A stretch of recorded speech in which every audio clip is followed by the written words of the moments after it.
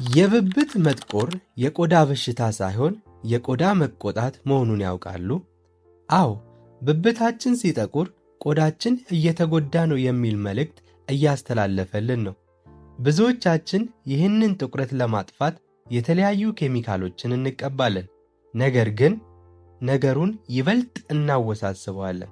በዛሬው ቪዲዮአችን የብብት መጥቆርን ሳይንሳዊ በሆነ መንገድ የሚፈቱና በቤት ውስጥ በቀላሉ የሚዘጋጁ ተፈጥሯዊ የሕክምና ዘዴዎችን በዝርዝር እናያለን።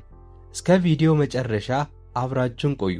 ምክንያቱም ዘዴዎቹን ብቻ ሳይሆን ብብታችሁ ዳግመኛ እንዳይጠቁር ማድረግ ያለባችሁን ጥንቃቄ እነግራችኋለን። መጀመሪያ ለምን ብብታችን ቀለሙን ይቀይራል የሚለውን እንመልከት።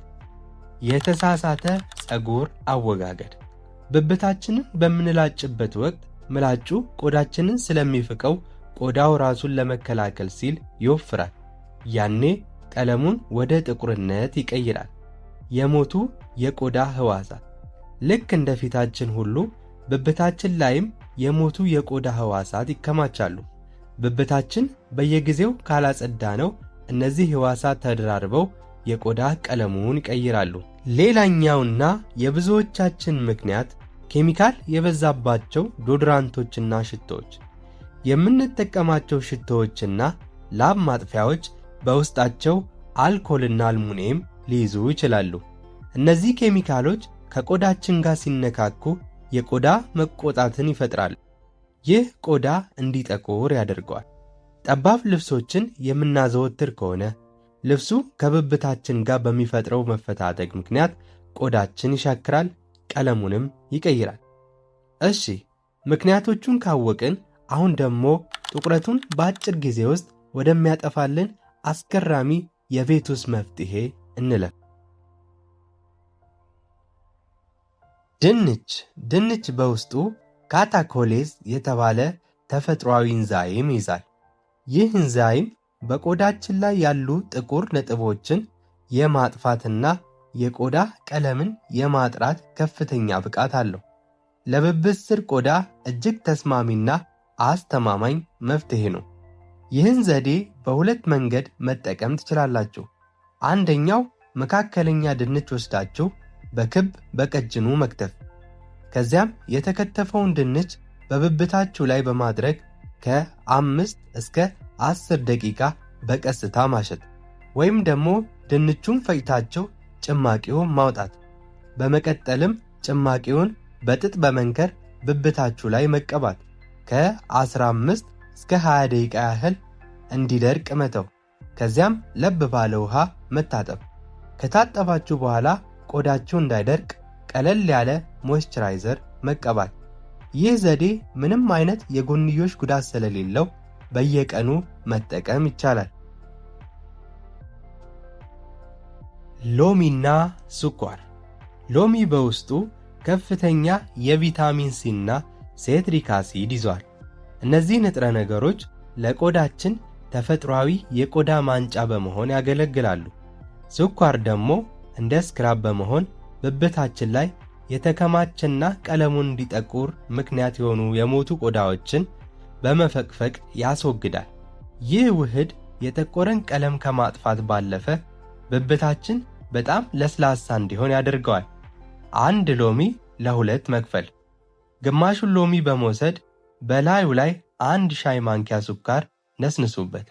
ስኳር የተነሰነሰበትን ሎሚ በመያዝ ብብታችሁ ላይ በክብ እንቅስቃሴ ለ3 ደቂቃ ያክል በቀስታ እሹት።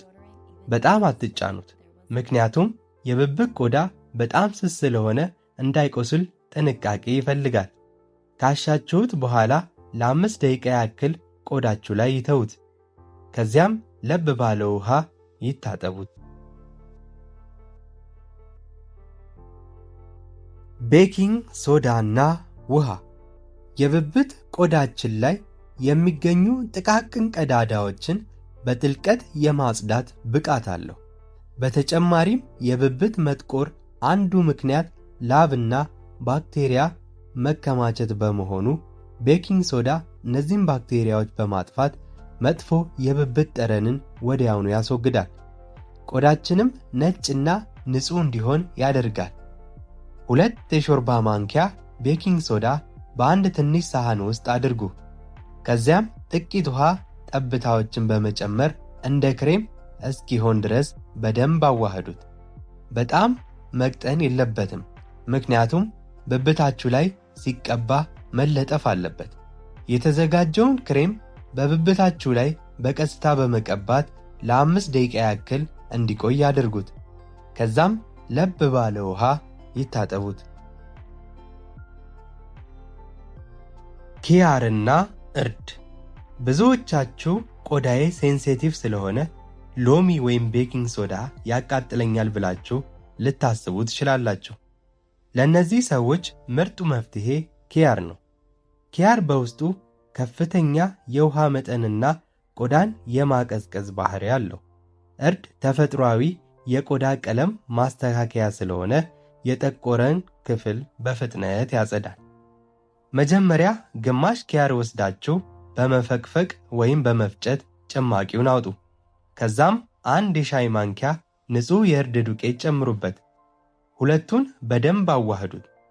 የተዘጋጀውን ፈሳሽ በጥጥ በመንከር ብብታችሁ ላይ በደንብ ቀቡት። ውህዱን ቆዳችሁ ላይ ለ20 ደቂቃ ያህል እንዲቆይ አድርጉት። ከዚያም ከ20 ደቂቃ በኋላ በንጹህ ውሃ ታጠቡ።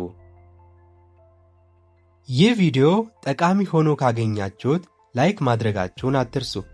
ለወዳጅ ዘመዶቻችሁም ሼር በማድረግ እነሱም እንዲጠቀሙበት እናድርግ። ለቻናሉ አዲስ ከሆናችሁ ደግሞ ለጤናችሁና ለውበታችሁ የሚረዱ መሰል ቪዲዮዎች እንዲደርሷችሁ ሰብስክራይብ አድርጉ። በሌላ ቪዲዮ እስክንገናኝ ጤና ይስጥልኝ።